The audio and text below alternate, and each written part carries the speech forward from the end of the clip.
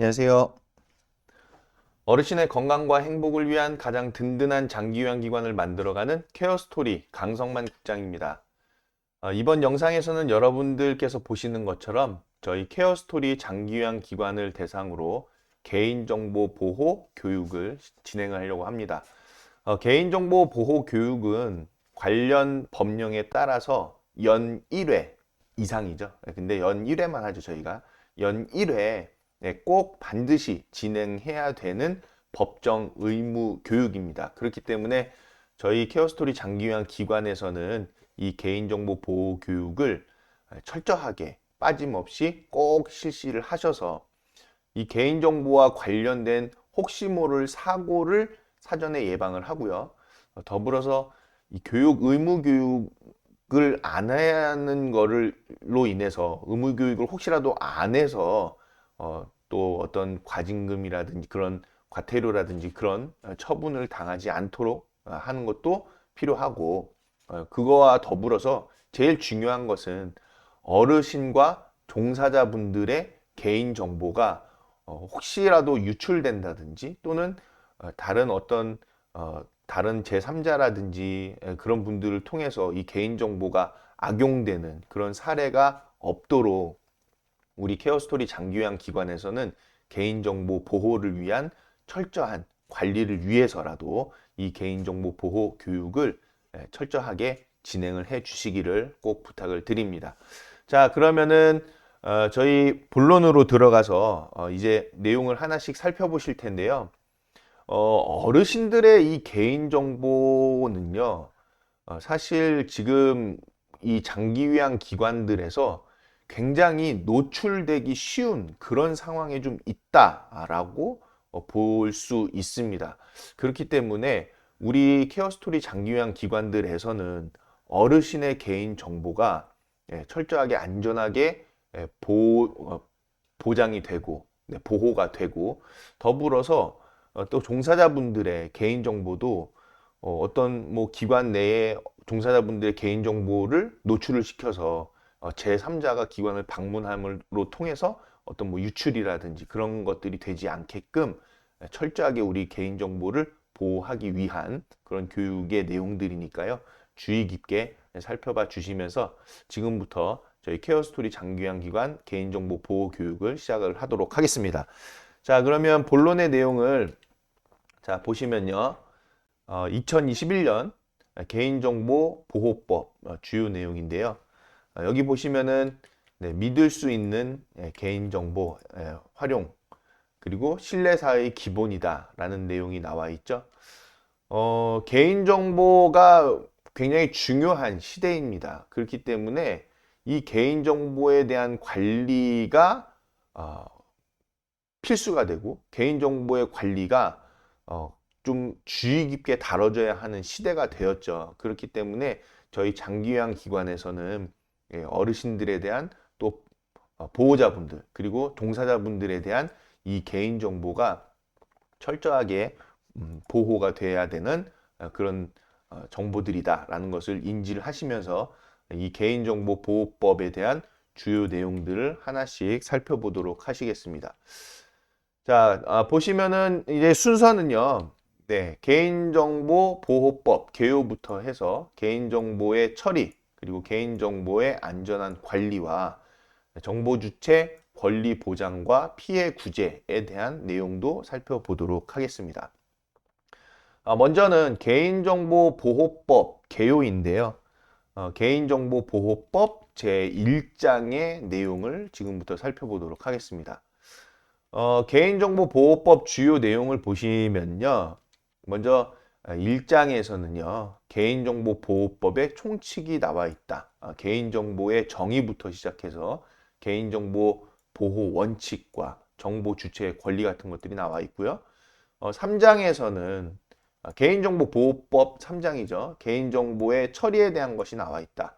개인정보 수집, 이용, 제공, 그리고 개인정보 수집, 이용과 제공에 대한 그리고 목적 외 이용, 제공, 제한, 파기 이런 것들 그리고 개인정보 처리 제한에 대한 내용들 주민등록번호나 고유 식별 정보, 민감 정보 처리 제한에 대한 내용들 그리고 영상정보 처리기기 설치, 운영 제한의 내용들이 있고요. 4장에서는 개인정보의 안전한 관리에 대한 부분이 있고 5, 6, 7장에서는 권리 보장 및 구제에 대한 내용이 나와 있다라는 거죠. 그래서 이 개인정보보호법 정도는 우리가 인터넷에서 좀 한번 검색해 볼 필요가 있다. 그리고 한 번쯤은 확인해 볼 필요가 있는 거죠. 지금 우리가 장기요양 기관을 운영하고 또 종사하는 데 있어서 우리나라의 개인정보보호법이 어떻게 되어 있는지 우리가 그 룰은 좀 한번 보고 숙지를 해야 되잖아요.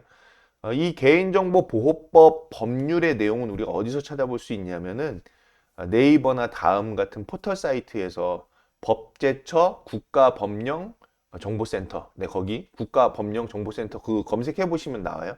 그래서 거기서 이 개인정보보호법을 검색을 하시면은 거기에 개인정보보호법과 시행령, 시행규칙의 내용이 연도별로 변화된 그 과정까지도 다 볼 수가 있어요. 그래서 법제처 그 사이트에서 여러분들께서 개인정보보호법을 검색을 하셔가지고 한 번쯤은 꼭 그 룰을 보십사 말씀을 드립니다. 자, 이 개인정보가 무엇인지부터 우리가 한번 알아야 되겠는데요.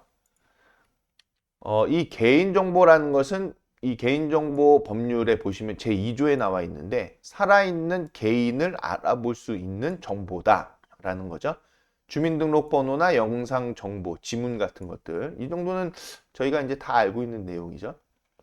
또 거기에 더불어서 다른 정보와 쉽게 결합해서 특정 개인을 알아볼 수 있는 정보다. 예를 들면 이름과 전화번호, 이름과 주소, 또 이름, 주소, 전화번호 이런 것들이 다 개인정보라는 것이죠.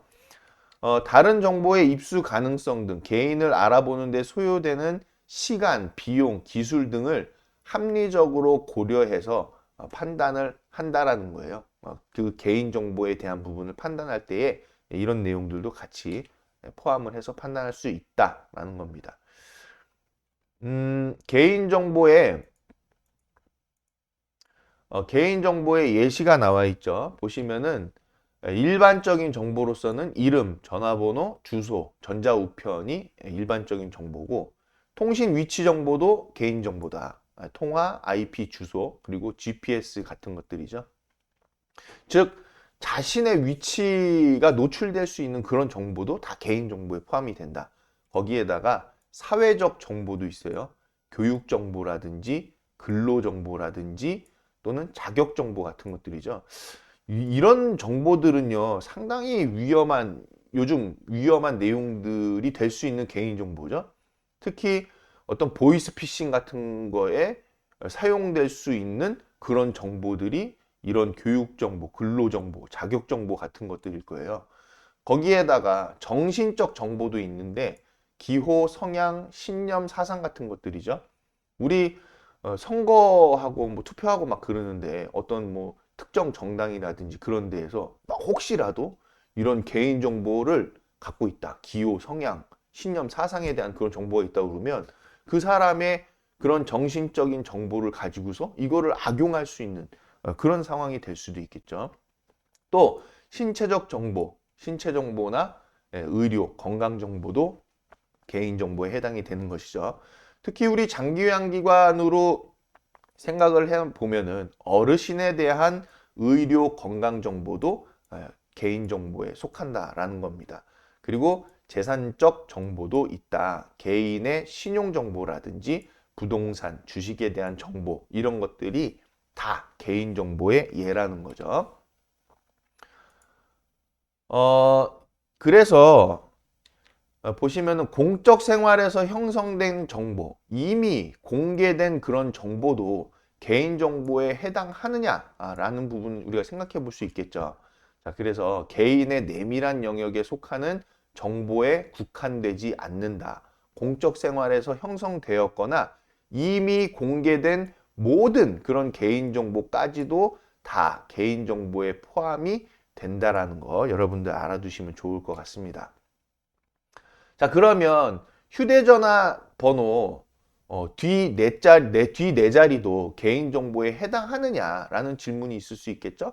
네, 물론 휴대전화번호 뒤 네 자리도 개인정보에 해당을 한다는 거죠. 왜냐면 우리 흔히 전화번호 이런 거 개설하실 때 외우기 쉽게 어떤 뭐 생년월일을 넣는다든지 어떤 가족들끼리 같은 전화번호로 한다든지 또 어떤 뭐 기념일을 한다든지 이런 경우들 많잖아요. 그래서 이 휴대전화번호 뒤 네 자리를 통해서 다양한 것들을 유추할 수가 있거든요. 뭐 휴대전화번호 뒤 네 자리가 또 때로는 어떤 뭐 집 그 번호가 될 수도 있고 집 문의 번호가 될 수도 있고 뭐 이런 것들이 될 수도 있기 때문에 이 휴대전화 번호 뒤 네 자리도 개인정보에 해당한다는 것입니다. 자, 그러면 우리가 이 교육을 하는 데 있어서 개인정보를 보호하기 위해서는 무슨 일이든지 용어부터 아는 것이 필요하죠. 자, 보면 개인정보라는 것부터 우리가 보도록 하겠습니다. 성명, 주민등록번호 및 영상 등을 통해서 살아있는 개인을 알아볼 수 있는 정보가 바로 개인정보다. 그리고 다른 정보와 쉽게 결합해서 개인을 알아볼 수 있는 그런 정보들이 다 개인정보다라는 거죠. 자, 그리고 정보 주체라는 용어는요. 처리되는 정보에 의해 알아볼 수 있는 그 정보의 주체가 되는 사람이 바로 정보 주체다라는 거죠. 자, 우리 장교양 기관에서 보면은 종사자분들의 개인 정보라고 했을 때 그 정보의 주체는 바로 종사자분이 되는 거죠. 자, 그리고 개인정보 파일은 개인정보를 쉽게 검색할 수 있도록 일정한 규칙에 따라서 체계적으로 배열하거나 구성한 개인정보의 집합물이다라는 겁니다. 개인정보만 따로 이렇게 딱 모아놨다 그런 얘기가 될 수 있겠죠.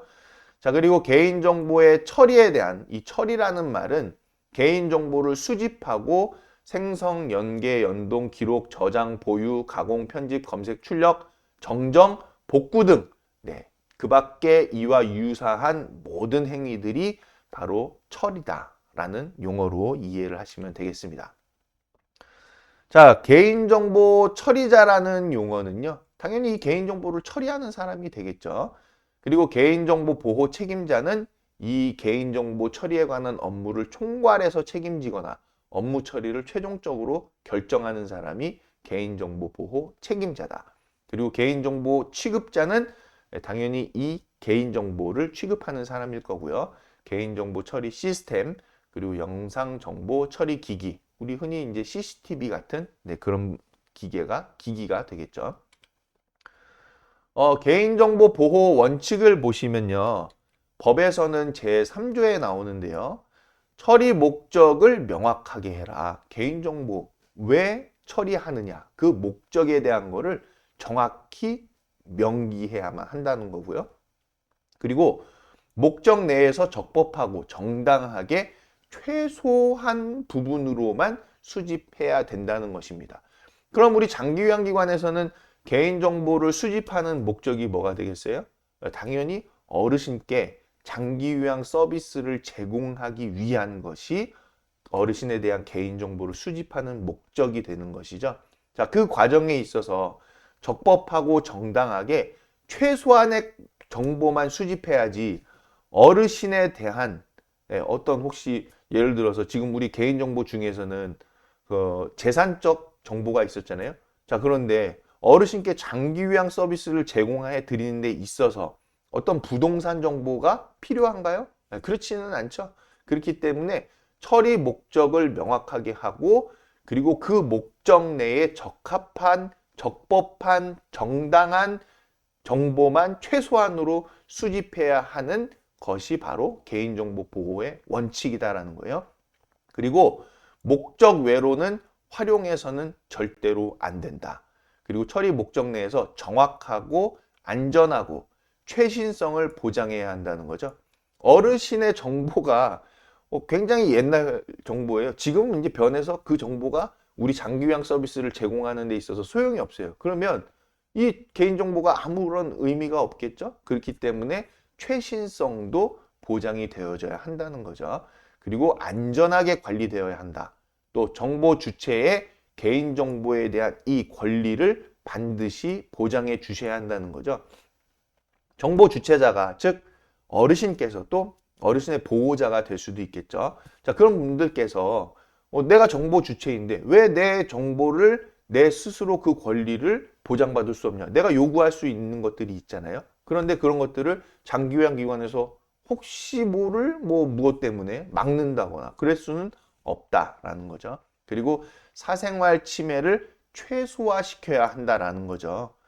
우리 그 장기요양기관을 이용하시는 어르신들 중에서는 장기요양기관을 이용하고 있다라는 사실을 알리고 싶지 않을 때도 있습니다. 그런 경우들도 있죠. 그런데 장기요양기관에서 무분별하게 어르신에 대한 그런 생활상을 장기요양기관에서의 생활상을 오픈한다든지 그래서는 안 된다라는 거죠.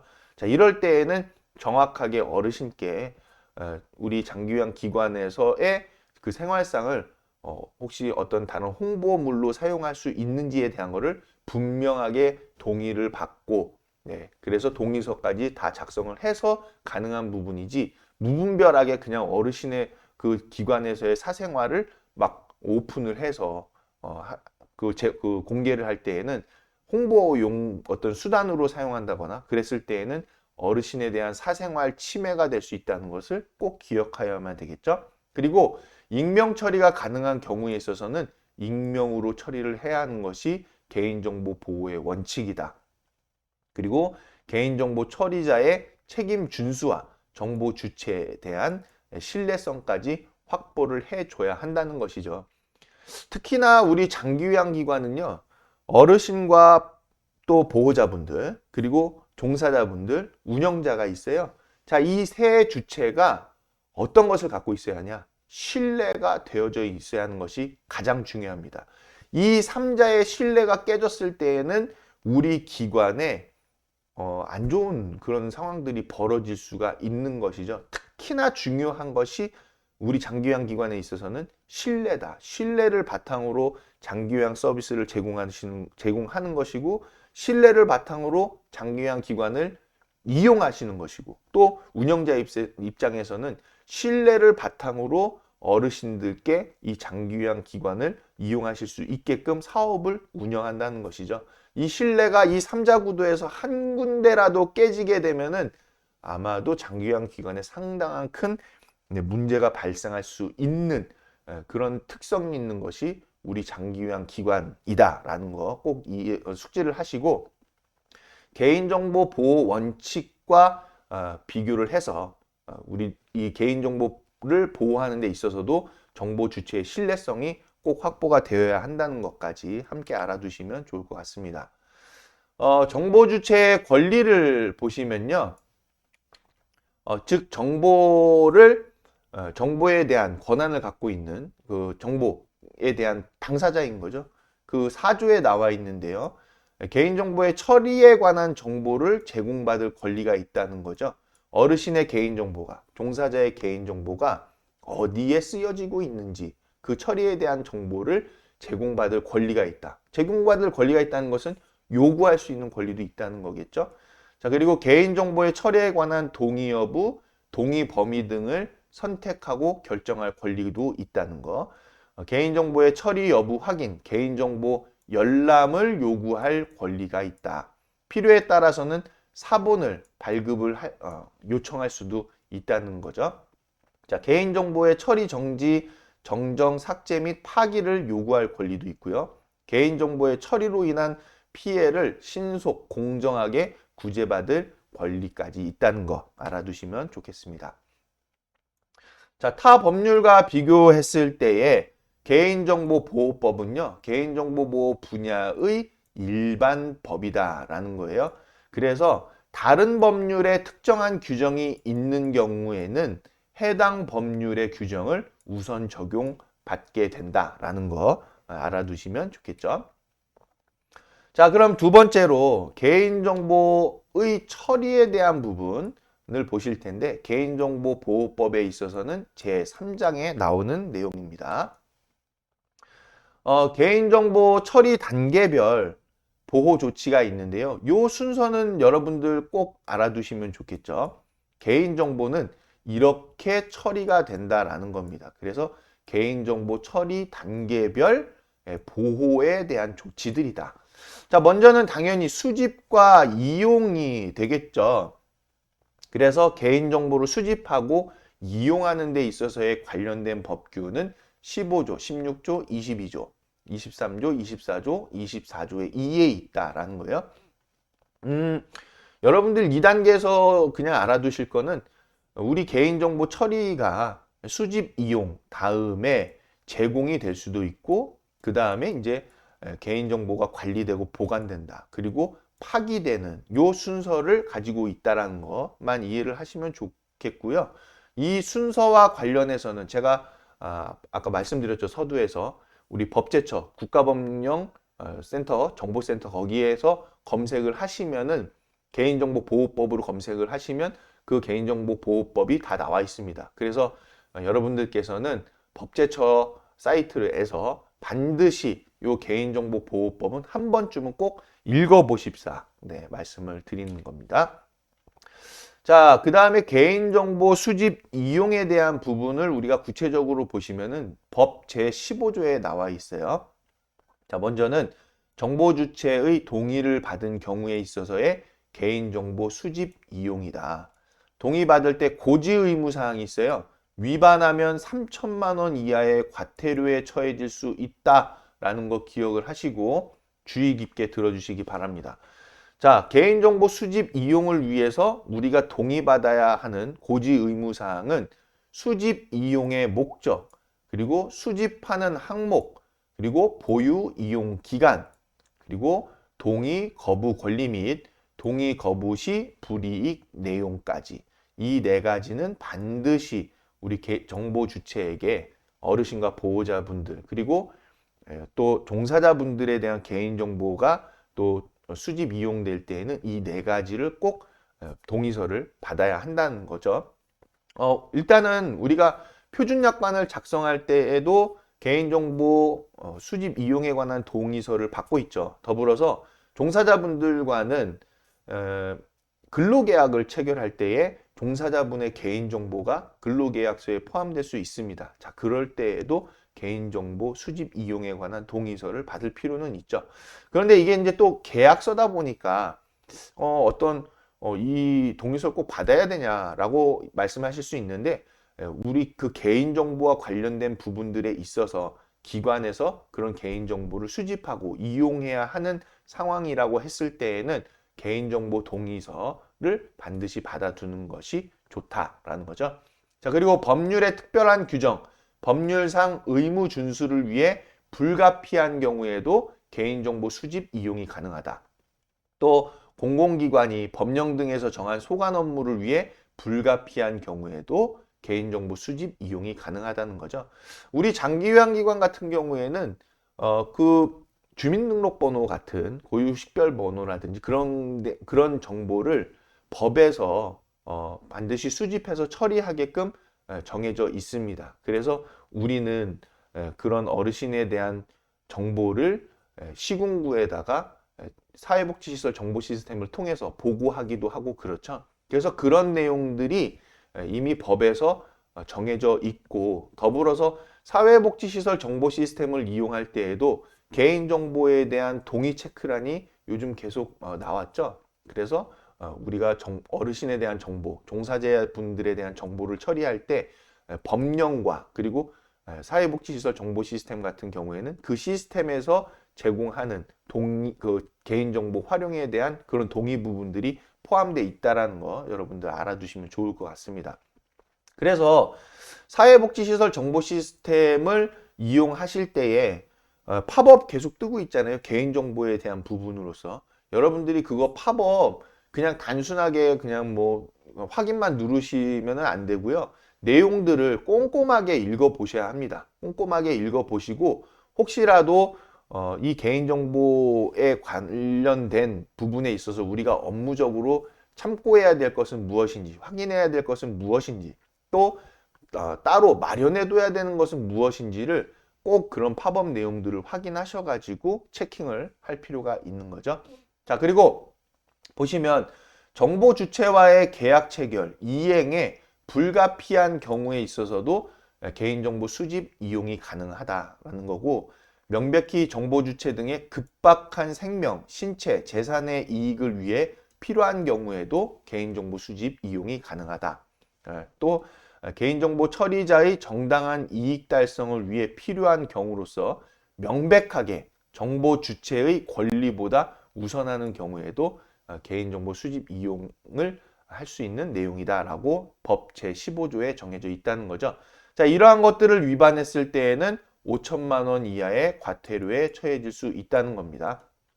특히 이 부분에서 우리가 알아둬야 될 거는 정보 주체의 동의를 받는 이 경우에 있어서 이 네 가지 수집 이용 목적, 수집 항목, 보유 이용 기간, 동의 거부 권리 및 동의 거부 시 불이익 내용 이거를 개인정보 수집 이용 동의서에 포함이 안 되어 있다고 하면은 문제가 될 수 있기 때문에 이 내용을 꼭 기억하시는 것이 중요하겠다라고 말씀드릴 수 있습니다. 자, 그러면 16조에서는요. 개인정보의 수집 제한에 대한 부분이 나와 있는데요. 개인정보 수집은요. 필요 최소한 만큼만 해라 라는 겁니다. 다른 뭐 불필요한 것까지 수집해서는 안 된다 라는 거. 그 부분만 기억해 두시면 좋겠고요. 최소한의 개인정보 이외의 개인정보 수집에 동의하지 않는다는 이유로 재화 등 제공을 거부할 시에는 3천만 원 이하의 과태료에 처해질 수 있다는 것 정도는 알아두시면 좋을 것 같습니다. 그런데 여기서 보시면은 이 조건이 있죠. 최소한의 개인정보 이외라는 거예요. 그렇기 때문에 최소한의 개인정보까지는 우리가 수집이 가능하나 그 이외에 불필요한 개인정보까지는 우리 장기관 기관에서 수집할 필요는 없는 거죠. 그리고 그런 것들을 제공하지 않았다고 해서 장기유양 서비스를 제공하지 않는다거나 어떤 불이익을 끼친다고 했을 때에는 과태료에 처해질 수 있다는 거 여러분들 기억하시면 좋겠습니다. 개인정보의 수집 제한에 대한 부분이 있는데요.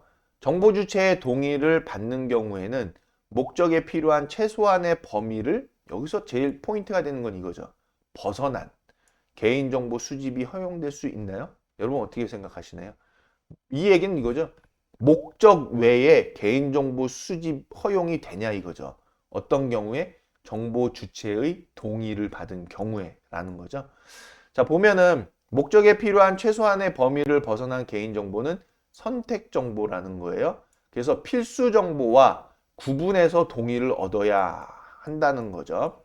정보 주체가 동의를 하는 경우에는 수집이 가능하다라는 겁니다. 다만 필요 최소한의 정보 이외의 개인정보 수집에 동의하지 않는다는 이유로 어떤 서비스 제공을 거부한다든지 했을 때에는 3천만 원 이하의 과태료가 부과될 수 있다라는 거죠.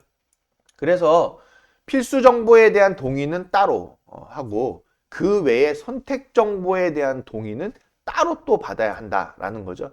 우리 아마 흔하게 경험하실 수 있는 거는 우리가 그 어떤 휴대폰으로 인증 같은 거 할 때 개인정보 동의 부분에 체킹을 하잖아요. 체킹하는데 어떤 체킹하는 란에서는 선택정보라는 부분이 딱 되어져 있죠. 그래서 우리는 그 선택정보에 있어서는 내가 선택정보까지는 제공하고 싶지 않아요. 대부분이 다 제공하고 싶지 않잖아요.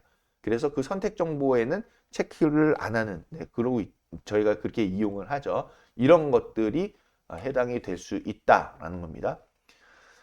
개인정보 수집 목적 범위 내 제3자에 대한 제공이에요. 법 제17조에 나와 있는 건데 되게 중요한 내용이죠. 우리 장기요양기관 같은 경우에는 개인정보 수집 목적 범위 내에서 제3자에게 개인정보를 제공하는 경우가 어떤 경우가 있을까요? 예를 들면 자, 프로그램 강사님이 시설에 오셨어요. 시설에 오셨는데 자, 이 강사님께서 프로그램을 하기 위해서 어르신에 대한 정보를 때에 따라서는 이용할 수도 있는 상황이 되겠죠. 자, 그런 경우에 있어서는 제3자 제공이 될 수 있습니다. 그렇기 때문에 이런 경우에 있어서도 당연히 어르신과 보호자분들께 프로그램에 따른 개인정보 제공에 대한 동의를 꼭 받아야 되는 이런 경우들이 우리 장기요양기관에서의 개인정보 수집 목적 범위 내 제3자 제공이 해당하는 내용이 되겠죠. 자, 그래서 정보 주체의 동의를 받고 개인정보 수집 목적 범위 내에서 제3자 제공을 한다라고 했을 때에는 반드시 의무사항으로 고지해야 하는 것들이 있습니다. 위반 시에는 3천만 원 이하의 과태료인데 먼저는 개인정보를 제공받는 사람이 누구냐라는 거죠. 지금 방금 말씀드린 상황에 있어서는 프로그램 강사가 되겠죠. 자, 그리고 제공받는 자의 개인정보 이용 목적이 무엇이냐라고 하면 프로그램 제공이 되겠죠. 그리고 제공하는 개인정보의 항목은 무엇이냐? 예를 들면 어르신 조남, 성함, 또 생년월일, 뭐 이런 연령정보 이런 것들이 될 수 있겠죠. 또 제공받는 자의 개인정보 보유 이용기간은 어떻게 되느냐? 당연히 보호하지 않고 그 즉시 파기하는 상황이 될 수 있겠죠. 그런데 만약에 프로그램에 따라서 어르신 개인정보를 가지고 가서 어떤 뭐 가공을 해서 어떤 뭐 기념품이라든지 어떤 뭐 그 작품이라든지 이런 거를 드릴 때에는 또 보유 이용하는 기간이 늘어날 수도 있는 상황이 될 수 있을 겁니다. 자, 그리고 동의 거부 권리 및 동의 거부 시 불이익에 대한 내용까지도 반드시 포함되어져야만 한다는 것 여러분들 아셔야 되겠죠. 그래서 어르신에 대한 개인정보가 어떤 제3의 업체에게 제공되는 경우가 있다라고 했을 때에는 여러분 반드시 요 내용에 대해서 꼭 확인을 하셔야 된다는 거 기억을 하셔야만 되겠습니다. 자, 그리고 다음의 경우에 따라서는 수집한 목적 범위 내에서 제공하는 경우가 있다라는 건데 법률에서 특별한 규정이나 법령상 의무 준수를 위해서 불가피한 경우에도 제3자 제공이 가능하고 공공기관이 법령 등에서 정한 소관 업무를 위해서도 불가피한 경우에 가능하고 명백히 정보 주체 등의 급박한 생명, 신체, 재산의 이익을 위해 필요한 경우도 가능하다라는 거 알아두시면 좋겠습니다. 자, 이런 그 상황들을 이런 내용들을 위반할 때는 5년 이하의 징역이라는 거예요. 여기서는 세죠. 5년 이하의 징역 그리고 5천만 원 이하의 벌금에 처해질 수 있다는 겁니다. 그러면은 이건 굉장히 중요하기 때문에 이 내용을 굉장히 강하게 해놓은 거죠. 제3자 제공을 통해서 혹시라도 이 개인정보가 악용됐을 때를 방지하기 위해서 제3자 제공은 반드시 신중하게 해라. 그리고 개인정보 주체에게 정보 주체에게 분명하게 동의를 받고 진행을 해라 라는 것으로 법에서 정해져 있다라는 겁니다. 이어서 개인정보 수집 목적 외 이용 제3자 제공에 대한 내용을 계속 보시면 목적 외 이용 제공은 원칙적으로 금지되어져 있다라는 겁니다. 일단은 뭐 이 내용이 제일 중요한 거죠. 목적 외 이용과 제공은 원칙적으로 안 된다라는 거. 다만 아래 사항 중 정보 주체 또는 제3자의 이익을 부당하게 침해할 우려가 없는 경우 예외적으로 허용한다는 건데 방금 우리 위에서 봤죠? 정보 주체의 별도 동의를 받아서 진행을 했을 때에는 괜찮다라는 부분이니까 반드시 어떤 제3자에게 어르신에 대한 종사자분들에 대한 개인정보가 제공이 된다라고 했을 때에는 분명히 그 개인정보 수집 목적의 이용에 대한 제3자 제공에 대한 개인정보 동의를 분명히 받아야 한다는 거 여러분들 아셔야만 되겠습니다. 목적 외 이용 제공에 따른 이행사항이 있는데요. 자, 제공하는 사람이에요. 개인정보를 제공받는 자에게 이용 목적, 이용 방법, 그 외 필요사항에 대한 제한 및 개인정보 안전성 확보 조치 마련을 요청할 수 있다. 한마디로 안전하게 그거를 사용을 해라 라는 거죠. 제공을 하는 사람 입장에서는. 그리고 분명한 것은 정보 주체에게 이 어르신에 대한 종사자에 대한 그런 개인정보가 제3자에게 제공이 된다라는 것을 분명하게 공지를 해야 하는 거죠. 동의를 받아야 하는 거죠. 자, 그리고 그러한 개인정보를 제공받는 제3자는요, 개인정보에 대한 안전성을 분명히 확보를 해서 조치를 해야 한다라는 거죠. 개인정보의 수집 출처에 대한 고지 부분이 법 제20조에 나와 있습니다.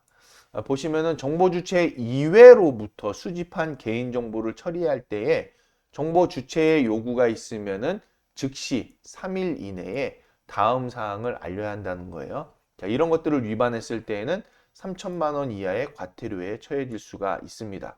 자, 먼저는 개인정보 수집 출처, 그리고 개인정보 처리의 목적, 개인정보 처리 정지를 요구할 권리가 있다는 사실을 분명하게 고지해야 한다는 거죠. 자, 그리고 일정 기준 이상의 개인정보 처리자는 제3자로부터 개인정보를 제공받은 경우 정보 주체에게 수집 출처, 처리 목적, 처리 정지 요구가 가능함을 고지해야 한다는 이런 규정도 있다는 거 알아두시면 좋겠습니다. 자, 제21조에서는요, 개인정보의 파기에 대한 내용이 나와 있는데요. 보유기간이 경과되고 처리 목적을 달성했을 때, 자, 그런 사유로 인해서 개인정보가 불필요하다고 하면은 당연히 파기해야 되는 거죠. 지체 없이 5일 이내에 파기해야 한다는 거고요. 이거를 위반했을 때에는 3천만 원 이하의 과태료에 처해질 수 있다는 겁니다. 그런데 만약에 법령에 따라서 보존하여야 하는 경우에는 보존을 할 수 있다라는 거죠. 우리 장기요양기관 같은 경우에서도 어르신에 대한 개인정보를 보유하게끔 법령에 정해져 있죠. 그러나 그 보유 기간이 분명하게 정해져 있는 상황입니다. 자, 개인정보를 파기할 때에는요, 복구 재생되지 않도록 조치를 해주셔야만 하는 거고, 다른 법령에 따라 보존하여야 하는 경우에는 다른 개인정보와 분리해서 별도로 저장하고 관리해 주셔야만 되겠죠. 자, 동의받는 방법에 대한 부분이 법 22조에 나와 있어요. 정보 주체, 법정 대리인을 포함해서 동의를 받을 때에는요, 각각의 동의 사항을 구분해라 라는 거죠. 그리고 정보 주체가 이를 명확하게 인지할 수 있도록 알리고 동의를 받아야 하는 거예요. 그냥 저희 표준약관 그 개인정보 동의서 받을 때요. 뭐 이거 뭐 서명 여기다 해주세요. 여기 서명만 해주세요. 이렇게 해서 넘어가는 것이 아니라 우리가 왜 어르신에 대한 개인정보를 수집하는 것인지, 그리고 또 어디에 이용하는 건지, 그리고 제3자 어디에 제공을 하는 것인지, 이런 내용들에 대해서는 분명하게 보호자분들과 어르신께 설명해 드리고 동의를 받아야 되는 것이죠. 그런데 그냥 여기서 서명하세요. 그냥 여기 서명하세요. 이렇게 넘어가는 것은 안 된다. 정보 주체의 동의 없이 처리할 수 있는 개인정보와 정보 주체의 동의가 필요한 개인정보를 반드시 구분해서 동의를 받아야 한다. 그리고 홍보나 마케팅 등의 이유로 개인정보 처리 동의를 받으려 할 때는 정보 주체가 이를 명확하게 인지할 수 있도록 알리고 동의를 받아야 한다는 거죠. 우리 예를 들면은 초상권 동의 같은 경우가 이에 해당할 겁니다. 어르신에 대해서 초상권 동의를 받아서 우리가 홍보를 위해서 사용할 때에 분명하게 어르신께 초상권에 대한 부분을 이용하겠다. 그리고 그 어르신의 그런 초상에 대한 그 사진이라든지 영상에 대한 그런 부분들을 어떤 매체에 쓰겠다. 어떤 목적으로 쓰겠다를 분명히 어르신께 그리고 또 보호자분들께 또는 종사자분들께 초상권에 대한 동의서를 다 받아서 사용을 해야 한다는 거죠. 자, 선택적으로 동의할 수 있는 사항을 동의하지 않는다는 이유로 재화 또는 서비스의 제공 거부는 금지되어 있다라는 거예요. 초상권 사용 동의를 안 해주셨다고 해서 장기요양 서비스를 제공하지 않겠습니다. 이럴 때에는 3천만 원 이하의 과태료에 처해질 수 있다라는 거죠. 자, 만 14세 미만 아동의 개인정보를 처리하려면 법정 대리인의 동의를 받아야 한다는 것도 여러분들 알아두시면 좋겠습니다. 자, 동의를 받는 방법 이어서 동의서에 명확히 표시하여야 하는 사항이 있는 건데요. 재화나 서비스의 홍보 및 판매 권유 등을 위해서 개인정보를 이용하여 정보 주체에게 연락할 수 있다라는 사실이 꼭 필요하다.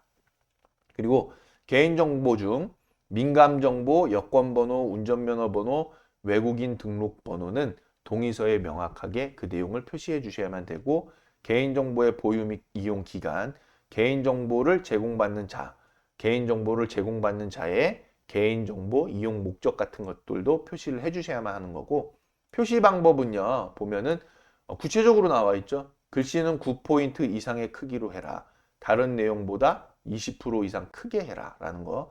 다른 색의 글씨, 굵은 글씨 또는 밑줄 등을 사용해서 명확하게 드러나게 해줘라. 그리고 중요한 내용이 많은 경우에는 별도로 요약해서 제시를 하라는 것까지 구체적으로 나와 있습니다. 참고적으로 개인정보 수집 이용 그리고 제3자 제공 동의서에 예시가 나와 있죠. 학교에서 현장 체험 학습 같은 것들을 위한 개인정보 수집 이용 및 제공 동의서 예시안인데요. 때에 따라서는 주간보호시설 같은 경우에서도 이런 상황이 있을 수 있죠. 어르신들 모시고 어떤 뭐 차량을 이용해서 어디 외부에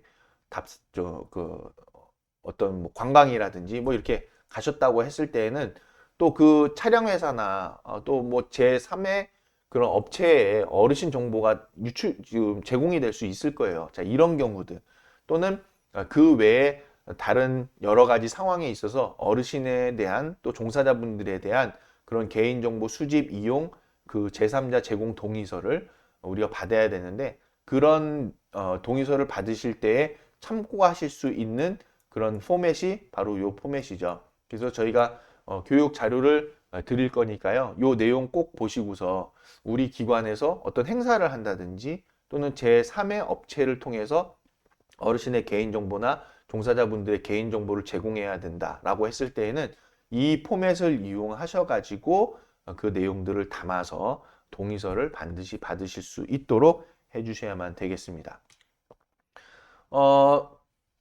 법 제23조, 제24조에서는 민감정보, 고유식별정보 처리 제한에 대한 내용이 규정되어 있는데요. 민감정보 및 고유식별정보는 원칙적으로 처리가 금지되어져 있다는 거예요. 자, 그런데 정보 주체에게 별도 동의를 얻거나 법령에서 구체적으로 처리를 요구하거나 허용하는 경우에 한해서만 처리가 가능하다라는 걸로 여러분들 알아두시면 좋을 것 같습니다. 그런데 이제 우리가 보면은 민감 정보라는 게 있고 고유 식별 정보라는 것이 있죠. 민감 정보를 보니까 사상, 신념, 노동조합, 정당 가입, 건강 정보, 유전 정보, 범죄 경력 정보다. 그리고 고유 식별 정보는 주민등록번호, 여권번호, 운전면허 번호, 외국인 등록번호다라는 거 여러분들 알아두시면 좋겠죠. 그래서 민감 정보라는 것은 우리가 이제 나중에라도 우리가 실제 상황에 있어서 어떤 뭐 개인정보를 처리하거나 누군가와 대화를 나눌 때에도 민감 정보 이랬을 때 민감 정보가 뭐지? 주민등록번호인가? 이렇게 하지 마시고, 민감 정보는 분명히 여기 이렇게 나와 있죠. 사상, 신념, 노동조합, 뭐 정당 가입 이런 정보들이다. 고유 식별 정보가 주민등록번호, 여권번호, 운전면허, 외국인 등록번호다라는 거 알아두시면 좋겠습니다. 분실, 도난, 유출, 위조, 변조, 훼손되지 않도록 안전성 확보 조치 의무가 있다라는 거예요. 이러한 정보들에 대해서는. 그런데 이를 위반할 경우에는 3천만 원 이하의 과태료에 처해질 수 있다는 거죠. 자, 위 규정에도 불구하고 주민등록번호는요, 법률 또는 대통령령 등에 구체적으로 처리 근거가 있어야지만이 처리가 가능하다라고 법에 규정되어져 있죠. 그래서 저희가 어르신의 그 주민등록번호를 처리하고 있죠. 어디에 처리하고 있어요? 사회복지시설 정보 시스템에 처리하고 있잖아요. 어르신 주민번호를 사회복지시설 정보 시스템에다 입력을 해서, 그래서 그 주민등록번호를 우리가 시군구에 어르신께서 우리 기관에 입소하셨다. 그런 입소보고, 퇴소보고 이런 것들을 보고하고 있죠. 이런 정보를. 자, 그래서 시군구에 분명히 이 내용을 확인을 했는데 법령에서 이게 정해져 있기 때문에 사회복지시설 정보 시스템에 우리가 어르신에 대한 주민등록번호를 입력을 하고 있는 것이고, 그에 따라서 그 정보를 또 시군구하고 연계해서 사용하고 있다. 이런 그 어르신에 대한 주민등록번호가 우리는 별도로 법률에 정해져 있는 상황이라서 지금 그 개인정보를 처리하고 있다라는 걸로 여러분들 알아두시면 좋겠습니다. 자, 고유 식별정보의 안전성 확보 조치 조사라고 되어져 있죠. 고유 식별정보가 뭐예요? 방금 위에서 봤죠? 주민등록번호, 여권번호 이런 것들이다. 자, 그런데 그런 고유 식별정보의 안전성 확보 조치에 대한 조사가 있다라는 거죠. 조사 대상은 공공기관 같은 부분, 또 5만 명 이상 정보 주체의 고유 식별 정보를 처리하는 그런 업종에 해당이 된다라는 거고요. 조사 주기는 2년마다 1회고 조사 방법은 고유 식별 정보, 보유 현황, 안정성 확보 조치, 자체 점검 결과를 개인정보 보호 종합 지원 시스템에 등록을 하게끔 되어 있다. 이러한 수행기관은 한국인터넷진흥원에서 하고 있다는 거 여러분들께서 참고적으로 아시면 좋겠습니다. 자, 주민등록번호의 처리 제한에 관해서는 제24조의 2에 나와 있는데요. 주민등록번호는 정보 주체의 동의를 받아도 처리가 불가하다라는 거예요. 그래서 주민등록번호는 우리는 별도로 법에 정해져 있기 때문에 지금 처리가 가능한 거지, 정보 주체의 어떤 다른 동의를 받아서 그 외에 어떤 목적이나 그런 걸로 사용을 할 수가 없다라는 거 여러분들 알아두셔야만 됩니다. 다음 어느 하나에 해당하는 경우에만 주민등록번호 처리가 가능하다는 거, 여기 보시면 법률 나와 있는 거죠. 그래서 우리는 법률에 정해져 있는 상황이라서 어르신에 대한 주민번호를 처리하고 있다라는 걸로 이해하시면 좋겠습니다. 자, 그러면 여기 보니까요. 자, 채용 지원서에 주민등록번호를 기재하도록 요구하는데 적법한 거냐라고 물어보고 있죠. 자, 채용 지원 단계에서는 주민등록번호를 수집할 수가 없다. 다만 채용이 결정된 후 법령을 근거로 주민등록 처리를 요구하는 경우 수집이 가능하다라고 나와져 있죠.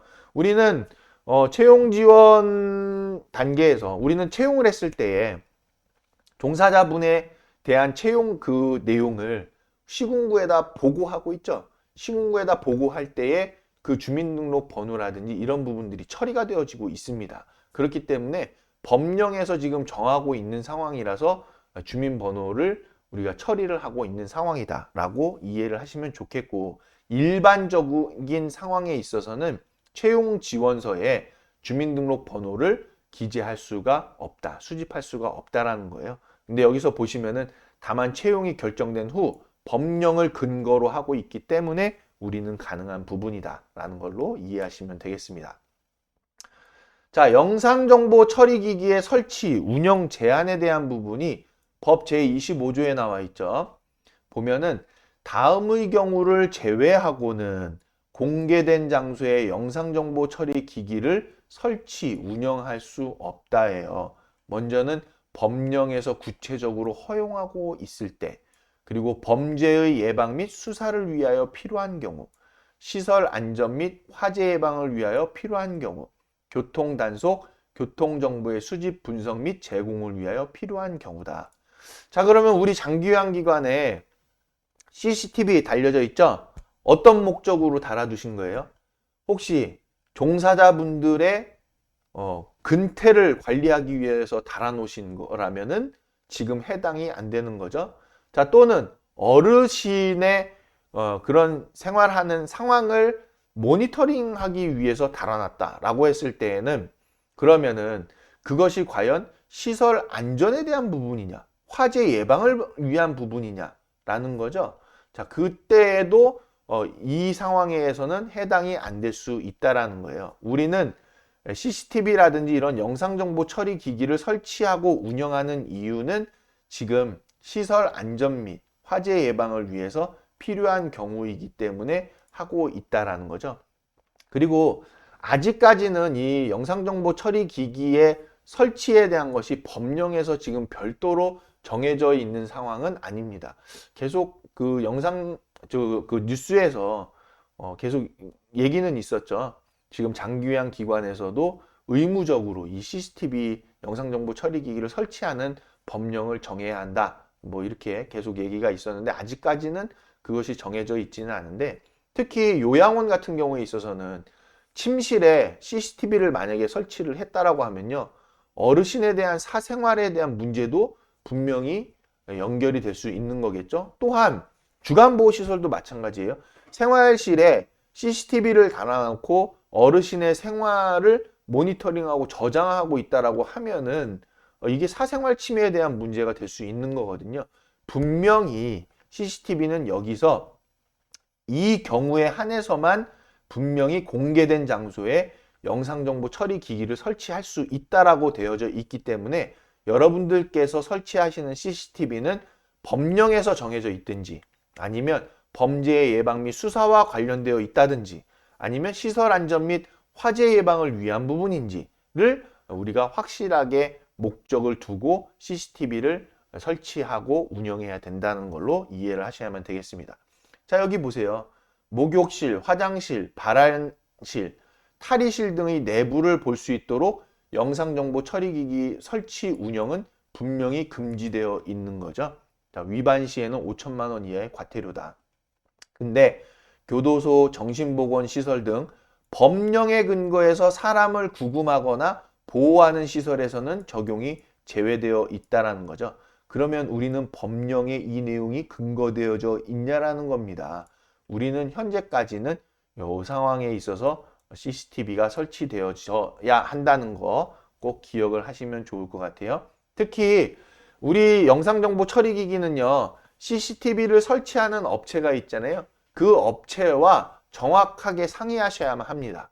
우리가 CCTV를 지금 생활실 어디 이렇게 설치를 할 건데 이 부분이 법령에 문제는 없느냐. 그리고 우리가 이런 목적으로 사용할 건데 안내문은 어떻게 해야 되냐. 이런 것들을 설치하는 영상정보 처리기기 업체하고 분명하게 논의하셔가지고 설치해야 한다는 거 꼭 기억하시기 바랍니다. 자, 그래서 설치 목적과 다른 목적으로 영상정보 처리 기기를 임의적으로 조작하거나 다른 곳을 비추는 행위, 녹음 기능을 사용해서는 안 된다. 위반 시에는 이거 세죠? 3년 이하의 징역이 들어갑니다. 또는 3천만 원 이하의 벌금에 처해질 수 있다라는 거예요. 영상정보 처리기기를 설치 운영하는 자는요. 정보 주체가 쉽게 인식할 수 있도록 이거 제일 중요하죠. 정보 주체가 쉽게 인식할 수 있도록 안내판 설치해라. 네. 여기에는 CCTV가 분명히 있습니다. 왜 있습니다. 이 안내판을 설치해야 한다는 거. 그리고 개인정보가 분실, 도난, 유출, 위조, 변조, 훼손되지 않도록 안전성을 분명하게 확보해서 이 CCTV를 운영해야 한다는 거기 때문에 벌써 이 내용만 딱 들어도 아 이거 우리 CCTV 이거 뭐 잘 설치를 한 건가? 잘 사용을 하고 있는 건가? 그런 내용에 대해서는 CCTV를 설치한 업체와 분명하게 상담을 하셔가지고 관리를 하셔야 되는 거 꼭 기억을 하시기 바랍니다. 요 영상 교육을 들으신 이후에는요, 우리 CCTV 관리하는 우리 영상정보 처리기기 관리하는 업체에다가 연락 바로 하세요. 하셔가지고 지금 말씀드린 내용들 다 확인을 하시기를 꼭 당부를 드립니다. 자, 그 다음에 보니까 안내판은 영상정보 처리기기가 설치된 곳마다 설치해야 되는가라는 거죠. 보니까 출입하면 잘 볼 수 있는 곳에 시설 또는 장소 전체가 영상정보 처리기기 설치 지역임을 표시하는 안내판으로 설치할 수 있다는 겁니다. 보면 설치 목적 및 장소, 촬영 범위 및 시간, 관리 책임자, 성명 및 연락처 등을 표기해야 된다는 거죠. 여기서 포인트는 출입하면서 잘 볼 수 있는 곳이라는 거죠. 그렇기 때문에 우리 장기관 기관에서도 영상정보 처리 기기를 설치해서 운영하고 있다라고 하면은 출입하면서 잘 볼 수 있는 곳에다가 이 표시하는 그 안내판을 딱 설치를 해야 된다는 걸로 여러분들 알아두시기 바랍니다.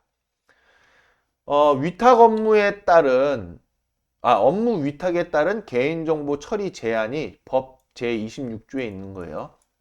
업무를 위탁하는데 관련된 개인정보 처리 제한입니다. 보면요. 개인정보 처리 업무 위탁을 문서화시켜서 해라라는 거죠.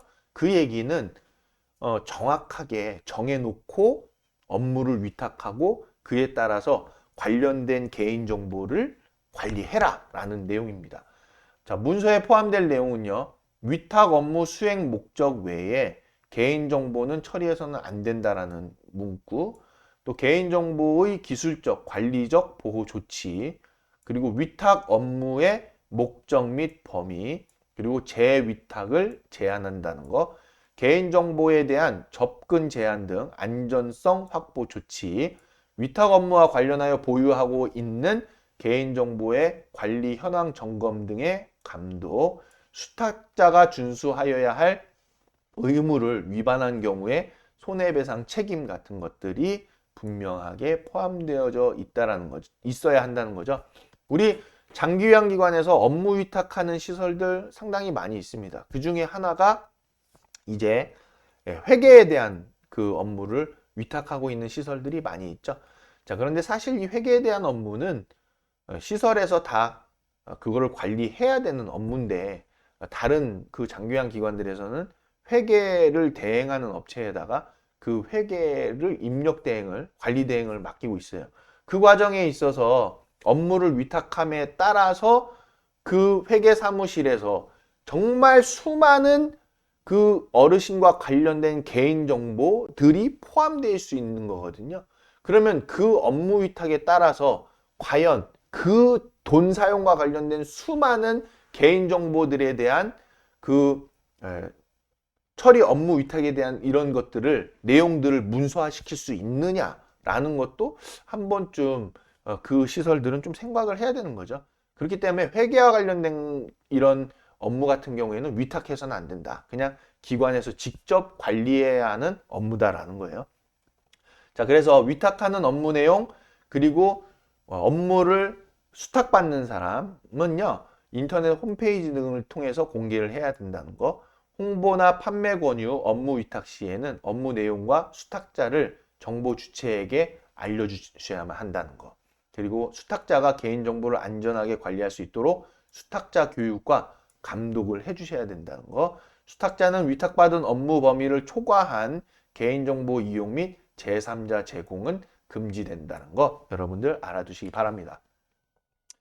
자, 그 다음에 우리 개인정보의 안전한 관리에 대해서 살펴보실 텐데요. 개인정보보호법 제4장에 나와 있는 내용이다라는 거죠. 자, 법 29조에 보시면은 안전조치 의무가 있다. 네, 뭐 내용은 뭐 다 평이한 내용인데 중요한 거는 안전한 그 확보가 안전성이 분명하게 확보돼야 하는 조치가 필요하다라는 겁니다. 먼저는 개인정보의 안전한 처리를 위해서 내부 관리 계획의 수립, 시행이 필요하다라는 거죠. 그런데 많은 장기요양 기관에서 개인정보의 안전한 처리를 위한 내부 관리 계획을 마련하고 계신가요? 안 갖고 계시죠? 계획서 있으신가요? 개인정보에 대한 안전한 처리를 위한 계획서 없으시죠? 그런데 분명히 법에서는 개인정보의 안전한 처리를 위한 내부 관리 계획을 수립해 놓고 있어라 라고 정하고 있습니다. 그리고 개인정보에 대한 접근 통제 및 접근 권한의 제한을 분명히 하게끔 되어져 있고요. 개인정보를 안전하게 저장, 전송할 수 있는 암호화 기술의 적용 또는 이에 상응하는 조치가 필요하다. 그리고 개인정보 침해 사고 발생에 대응하기 위한 접속 기록의 보관 및 위조, 변조 방지를 위한 조치, 또 개인정보에 대한 보안 프로그램의 설치 및 갱신, 개인정보의 안전한 보관을 위한 보관시설의 마련 또는 잠금장치의 설치 등 물리적 조치가 필요하다는 거죠. 우리 평가에서는요, 개인정보를 관리하고 있는 곳에 잠금장치를 설치하도록 규정되어 있죠. 그런데 요즘은 다 PC로 관리하잖아요.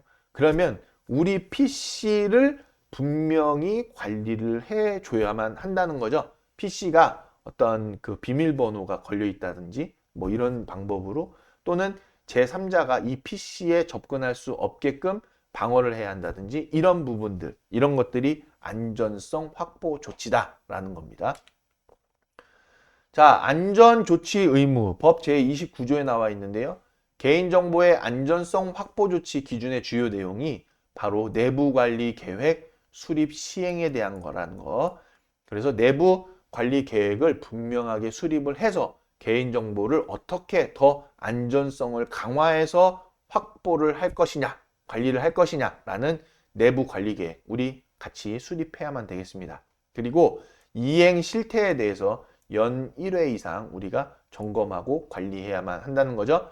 자, 개인정보 처리 시스템의 접근 권한도 관리해서 누구나 그 개인정보 처리 시스템에 접근하지 못하도록 해야 될 거고요. 개인정보 처리 시스템 접근을 통제해야 한다. 개인정보는 암호화시키고 접속 기록 같은 것들은 관리해야 한다는 겁니다.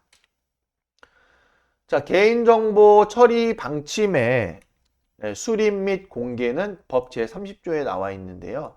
개인정보 처리 방침의 주요 내용을 보니까 개인정보의 처리 목적, 개인정보의 처리 및 보유 기간, 개인정보의 제3자 제공에 관한 사항, 개인정보 처리의 위탁에 관한 사항, 정보 주체와 법정 대리인의 권리, 의무 및 그 행사 방법에 관한 사항, 처리하는 개인정보의 항목, 개인정보의 파기에 관한 사항, 개인정보의 안전성 확보 조치에 관한 사항, 그리고 개인정보 자동 수집 장치의 설치, 운영 및 거부에 관한 사항, 이런 것들은 해당하는 경우에만은 따로 이렇게 표기가 되어져 있죠. 나중에 여러분들 참고하세요. 자, 개인정보 보호 책임자의 성명 또는 개인정보 보호 업무 부서의 명칭과 전화번호 등 연락처다. 그리고 개인정보 처리 방침 변경에 관한 사항까지 우리가 개인정보 처리 방침을 수립하고 공개해야만 한다는 거죠. 자, 정확한 법정 명칭 보시면 개인정보 처리 방침이다라는 거예요. 자, 개인정보 처리 방침은 인터넷 홈페이지에 지속적으로 게재해서 공개해야 한다는 거 기억해 두시기 바랍니다. 우리 개인정보 보호 책임자를 지정해야 되는 것이 나와 있는데요. 개인정보 보호 책임자는요. 개인정보의 처리에 관한 업무를 총괄하고 책임하는 사람이다. 그래서 개인정보 보호 계획을 수립하고 시행하고요. 그리고 개인정보에 대한 처리 실태 및 관행의 정기적인 조사 및 개선, 개인정보 처리와 관련된 불만의 처리 및 피해 구제, 개인정보 유출 및 오남용 방지를 위한 내부 통제 시스템 구축, 개인정보 보호 교육 계획의 수립 및 시행, 개인정보 파일의 보호 및 관리 감독, 개인정보 처리 방침의 수립 및 변경, 시행 같은 것들, 개인정보 보호 관련 자료의 관리, 처리 목적이 달성된 보유기간이 지난 개인정보의 파기 등 보시면은 뭐 대부분의 개인정보에 관련된 중요한 업무를 책임에서 맡고 있는 사람이 개인정보 보호 책임자다라는 거 꼭 기억해야만 되겠습니다. 자, 그래서 개인정보 보호 책임자의 지정 요건이 있어요. 자, 우리는 민간에 해당한다고 봐야 되겠죠? 보면 사업주, 대표자 또는 임원, 임원이 없는 경우에는 개인정보 처리 업무 담당 부서장이 될 수도 있다라는 겁니다. 일반적으로는 그러면 우리 그 좀 소규모 장교양 기관이라고 하면은 대부분이 사업주, 대표자가 될 수 있는 거겠죠. 그런데 혹시 어떤 그 관리자급 종사자가 있다라고 하면은 그 관리자급 종사자를 개인정보 보호 책임자로 지정할 수도 있겠습니다. 자, 개인정보가 혹시라도 유출됐다라고 하면은 이 부분을 분명하게 통지해야 되는데요.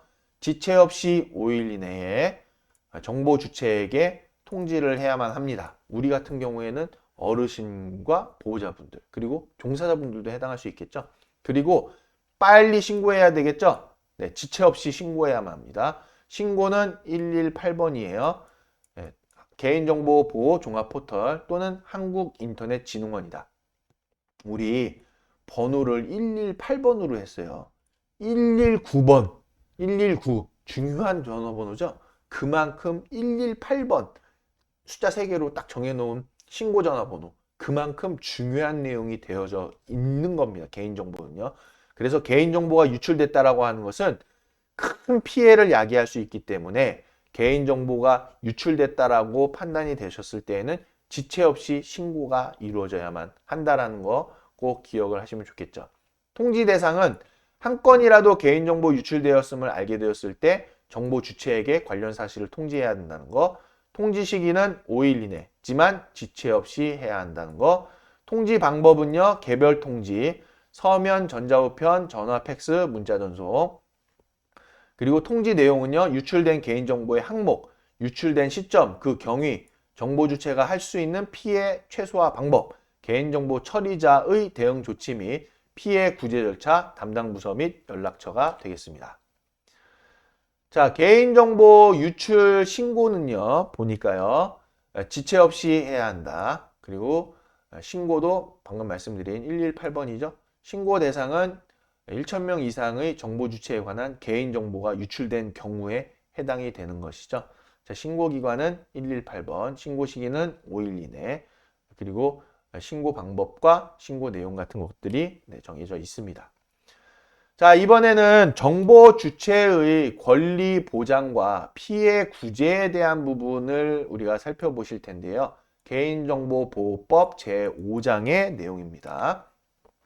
내용 되게 중요한 내용이죠. 왜냐하면 이제 그 보호자분들과 어르신들께서 이 개인정보에 대한 권리를 어떻게 행사할 수 있는지 그런 내용이기 때문에 꼭 여러분들 숙지를 하셔야만 되겠습니다. 자, 먼저 개인정보의 열람은요. 정보 주체는 개인정보 처리자가 처리하는 어르신의 또 종사자분들의 개인정보에 대한 열람을 요구를 할 수 있다라는 거죠. 정보 주체는 열람을 요구하는 경우 다음 중 열람하려는 사항을 개인정보 처리자가 마련한 방법과 절차에 따라서 요구를 해주셔야만 한다. 개인정보의 항목 및 내용, 개인정보의 수집, 이용의 목적, 개인정보 보유 및 이용 기간, 개인정보의 제3자 제공 현황, 그리고 개인정보 처리에 동의한 사실 및 내용, 이런 것들을 개인정보 처리자가 마련한 방법과 절차에 따라서 요구해야 한다는 거죠. 자, 그런데 개인정보 처리자는요, 정보 주체의 열람 요구권 행사의 행사 방법과 절차를 간소화시켜서 운영해야 한다는 것이 정해져 있습니다. 개인정보를 열람을 하려고 하는데요. 뭐 열람하려고 했더니 못 뛰어와라, 못 뛰어와라, 못 뛰어와라, 못 뛰어와라. 뭐 이게 말도 안 되는 얘기죠. 내 정보를 내가 확인하려고 하는데. 그렇기 때문에 정보 주체의 열람 요구권을 행사하는 데 있어서 그 방법과 절차를 간소화시켜서 최소한으로 해서 마련해서 열람할 수 있도록 해주셔야만 되겠습니다. 자, 개인정보의 열람에 대한 부분은요. 개인정보 열람 요구에 대해서 10일 이내에 정보 주체가 열람할 수 있도록 하여야만 한다라는 거죠. 자, 그런데 자, 만약에 어르신과 보호자분께서요. 우리 장기요양기관에 어떤 그 개인정보에 대한 열람을 요구했어요. 그런데 우리가 즉각적으로 그 내용을 오픈할 수 없는 그런 내용들은 장기요양기관에서 거의 없거든요. 네, 그런데 혹시 장기요양기관에서 이 내용이 오픈됐을 때 불리할 것 같아. 이런 내용들이 있다라고 하면은 그 사실 자체만으로도 문제가 되는 거죠. 문제인 거죠. 그렇기 때문에 장기요양기관은요. 투명하게 모든 것을 다 오픈해 놓고 공개할 수 있는 그런 범위 내에서 운영이 돼야 한다는 거. 그런 범위 내에서 여러분들께서 종사하셔야만 한다는 거 꼭 기억을 해두시면 좋을 것 같습니다.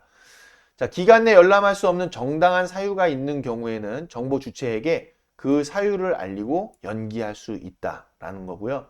다음의 경우에는 정보 주체에게 그 사유를 알리고 열람을 제한하거나 거절할 수 있다는 건데 법률에 따라서 열람이 금지되거나 제한되어 있는 경우 또는 다른 사람의 생명, 신체를 해할 우려가 있거나 다른 사람의 재산, 이익을 부당하게 침해할 우려가 있는 경우 이런 경우라든지 또는 공공기관이 아래와 같은 그런 업무를 수행할 때 중대한 지장을 초래할 수 있는 그런 경우에 대해서는 그 사유를 알리고 열람을 제한하거나 거절할 수도 있다는 걸 알아두시면 좋겠습니다.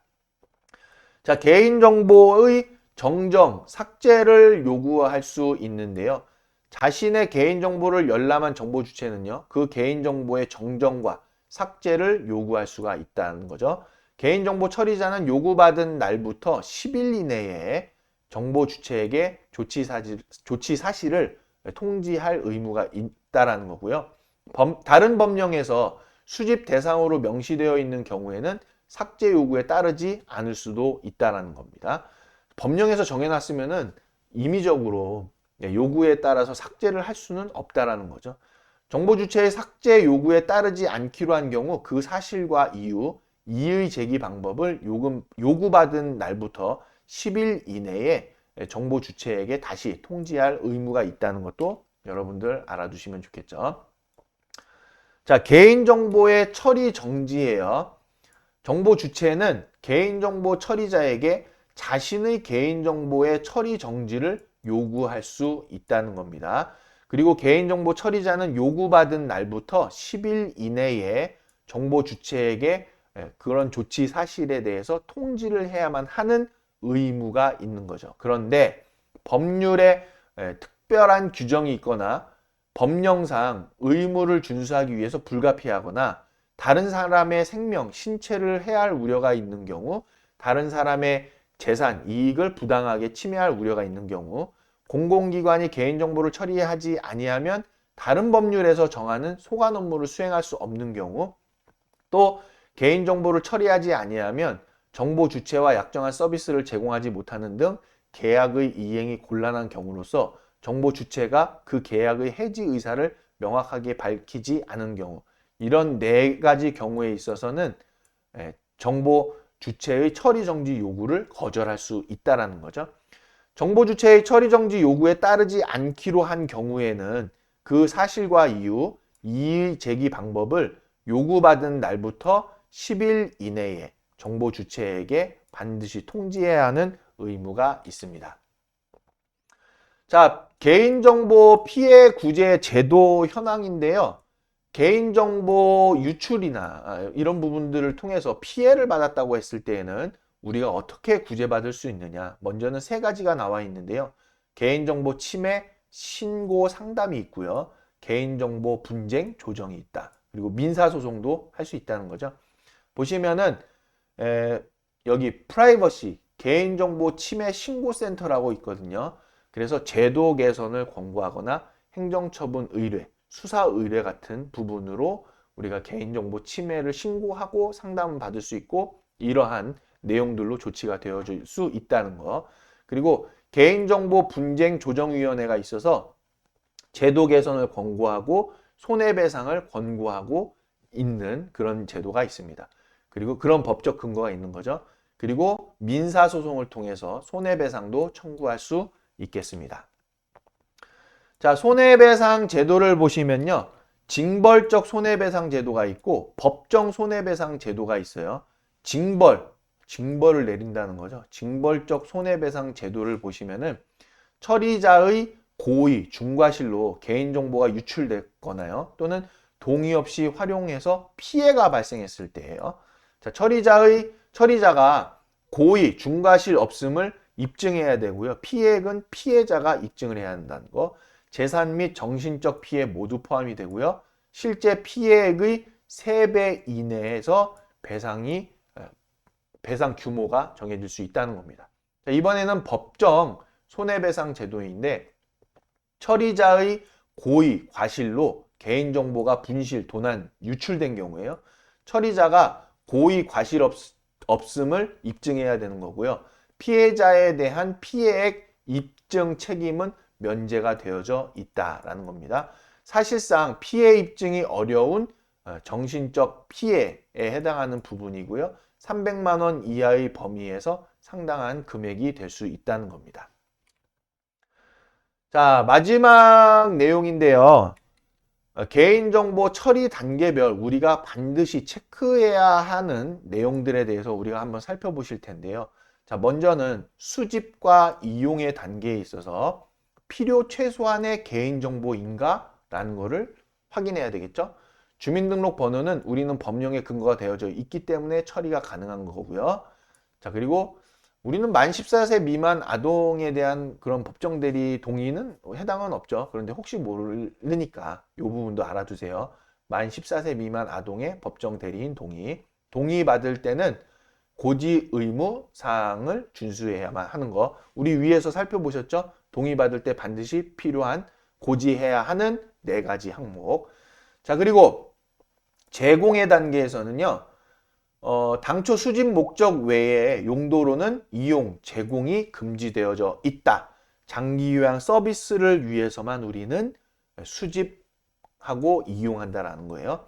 개인정보 처리 업무는 반드시 문서로 위탁해야만 되는 거고, 수탁자에 대한 교육, 감독이 철저히 이루어져야만 한다. 자, 관리, 보관의 단계에서는요. 내부 관리 계획을 꼭 수립해야 한다는 거, 그리고 연 1회 이상 우리가 점검을 해줘야만 되겠죠. 접근 권한 관리, 접근 통제 실시, 접속 기록 보관 점검을 해야 되고, 고유 식별 정보, 비밀번호 등은 암호화해서 관리하셔야 한다. 개인정보 파일 현황을 정기적으로 파악하고 우리가 관리해 주셔야만 되겠고, 파기에 대한 단계에 있어서는 보유 목적 달성, 보유 기관 경과 즉시 파기해야 한다. 우리 장교양 기관 같은 경우에는 법적인 기한을 지났다고 했을 때에는 즉각 파기해야 되는 거죠. 그리고 다른 법령에 따라 보관하는 경우가 있다라고 하면은 분리해서 보관하시면 되겠다.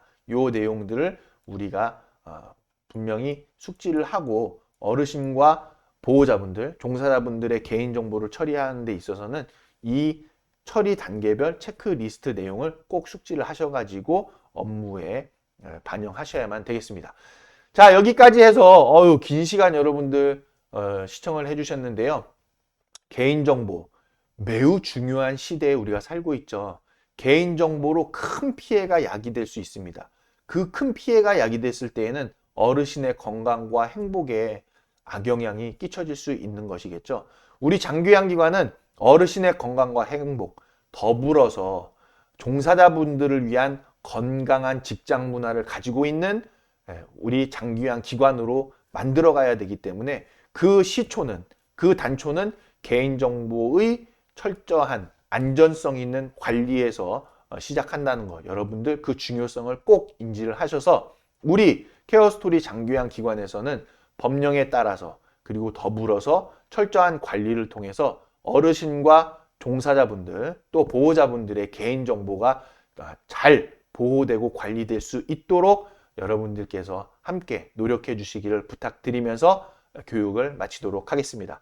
자, 교육과 관련해서 궁금하신 사항은요, 저희 케어스토리 업무 시스템 댓글로도 질의 주실 수 있고 별도로 연락 주셔도 되고 다양한 방법으로 질의해 주실 수 있으니까요.